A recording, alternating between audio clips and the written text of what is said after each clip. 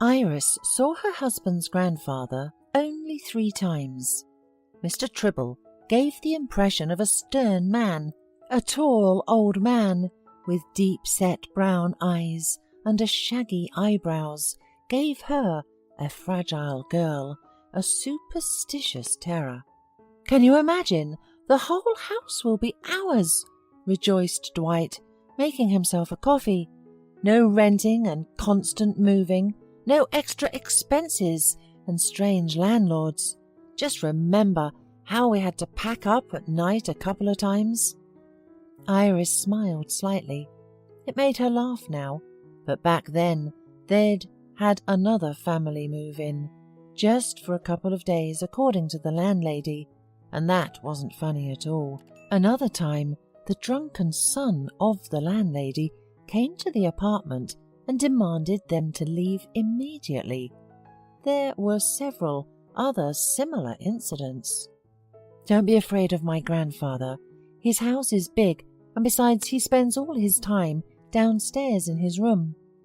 Iris nodded, trying to calm her inner anxiety.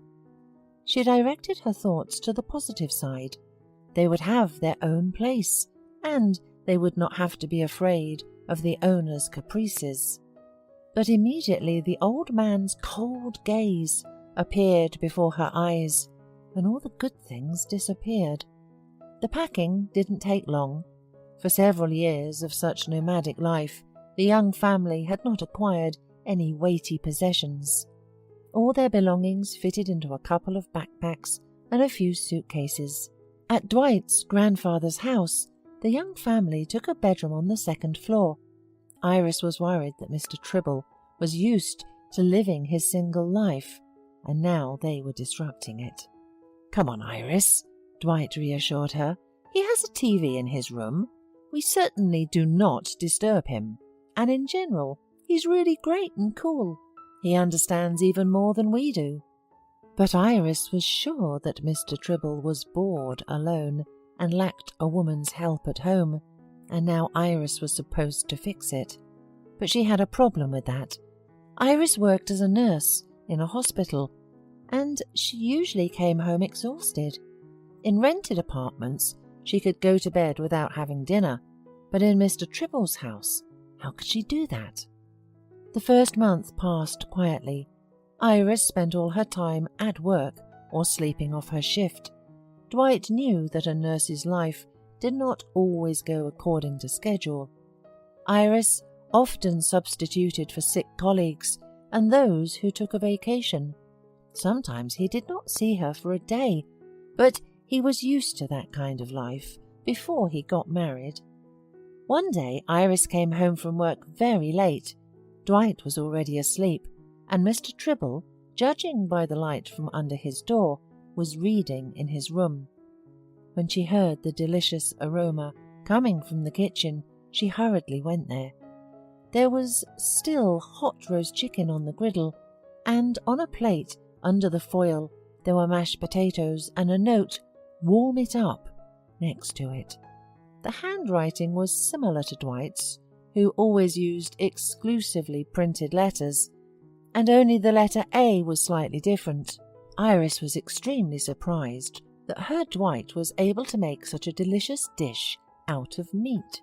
"Oh, the chicken was very delicious," she said with a smile to her husband in the morning. "Did you like it too? Grandpa did the best he could. I almost died from the aroma myself as soon as I got home," laughed Dwight. And Iris realized why the letter A in the note was different. Dwight did not write it, and would never have thought of such a thing, because he was not romantic, even before the wedding. So Mr. Tribble took care of me? Or maybe he just showed me what dinner should be in a proper family? Iris thought anxiously. The next day was Iris's day off, and she devoted it to the house, trying to show what a good housewife she was. But as soon as she knocked on Mr. Tribble's room to vacuum, he opened the door and took the vacuum cleaner with the brief comment, "I'll do it myself."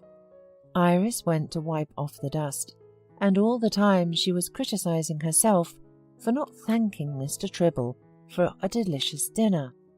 Some of the elderly people in her hospital were very different. They were constantly complaining and grumbling. Daughters-in-law and sons-in-law were bad. Grandchildren were bad. They did not care enough, and not as they should. Of course, it was not from the good life that they were complaining, but it was really exhausting. Mr. Tribble, on the contrary, was stingy with words and communication in general. The elderly man quickly finished cleaning his small room and returned the vacuum cleaner to its rightful place in the closet. "Mr. Tribble," she murmured, "thank you for yesterday's dinner. It was all very delicious." "You're welcome," heard Iris in response, and the old man disappeared into his room. On the one hand, Iris was glad that she could say the words of gratitude, but on the other, she felt uncomfortable. Mr. Tribble was a man of a different era, and most likely with his dinner, he showed her that it was her concern to feed the two men delicious dinners. But how could she manage both at work and at home? Iris understood that this was the price of living in this house. Calming down, the woman decided to make a rule to cook something herself on her day off. What else had the grandfather invited his grandson and his wife for, she thought, taking out the mop? Of course, so that the warm and caring hand of a woman could come back into the house. Continued thinking Iris as she was cleaning the house without stopping. By evening she felt worse than when she had worked 2 shifts in a row. Mr. Tribble opened the door of his room a couple of times, sighed, murmured something and closed it back. Exhausted with work and hungry, Iris fell asleep without waiting for her husband to return for dinner. Early in the morning she opened her eyes and saw the suitcase in the middle of the room. "Hey, honey," the husband greeted cheerfully. "You've slept through all the news. I've been promoted, Iris. That's why I have to go to the capital for a training course. I'll be gone for 2 weeks, so you and Grandpa will manage on your own." "Me? With him?" stiffened Iris in horror. "Iris, well, what are you?" Dwight walked over to his wife. "He's a great man. He understands everything and supports us all the time. And I'll be back quickly. You'll see, you won't even notice how time flies by." Iris imagined the unhappy prospect of work and cooking and cleaning and almost cried. When Iris returned the next morning from her nightly shift, she found the floor in the hallway still wet and freshly made pancakes in the kitchen. "I haven't had time again," she thought sadly. Mr. Tribble was always up early, and by her arrival he had already shown the daughter-in-law how a woman should take care of her family at home. Iris drank her tea and pancakes, and, swallowing the treat with difficulty, her conscience clung tightly to her throat. The week lasted longer than usual. Iris always ran home from work and began her confrontation with household chores and Mr. Tribble's success in this field. It was incredibly hard, but Iris was burning with the desire to prove that she could also bring comfort and delicious dishes to the family. One evening, standing in front of the stove, Iris, from fatigue, barely knew what she was doing, and before her eyes were still flashing the names of medicines, syringes and bandages, and there was a swarm of working questions in her head. Suddenly, she felt someone snatch something out of her hands, and when she came back to reality, she saw Mr. Tribble. "What are you doing?"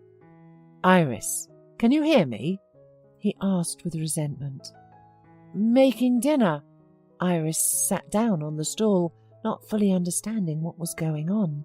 Well, I'm sorry, Iris, but I'm not going to be quiet any more. Mr. Tribble's severe gaze left no chance for an easy ending.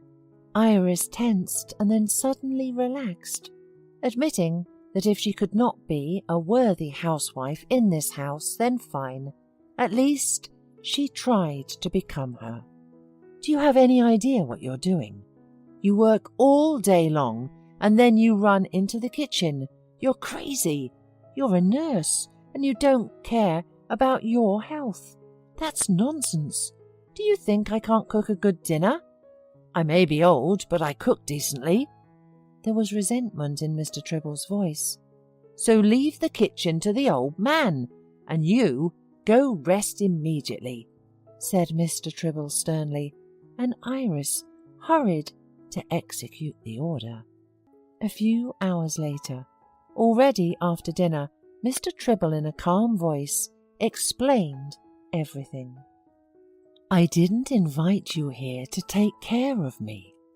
I thought it would be easier for you to build a family in a nice house that you don't have to pay for.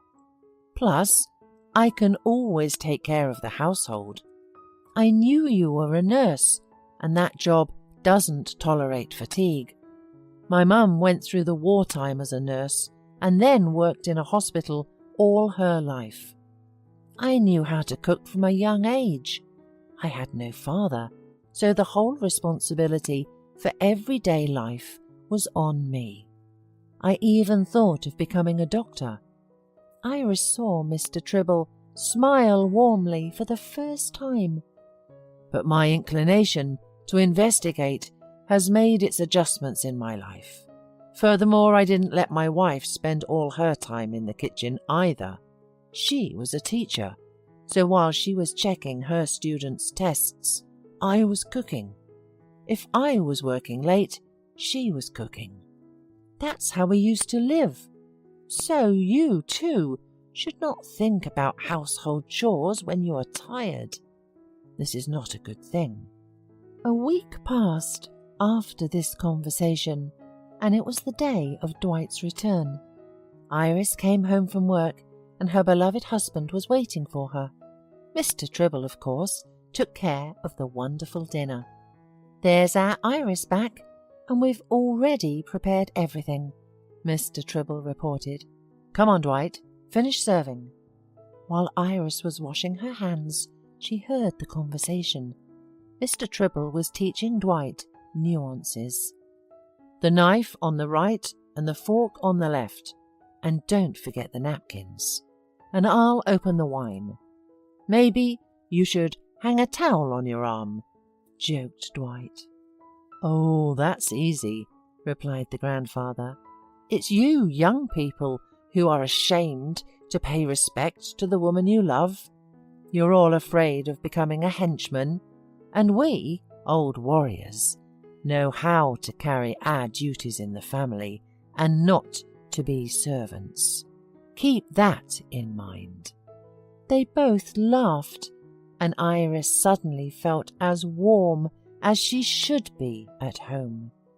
Mr. Tribble's stern look was no longer intimidating.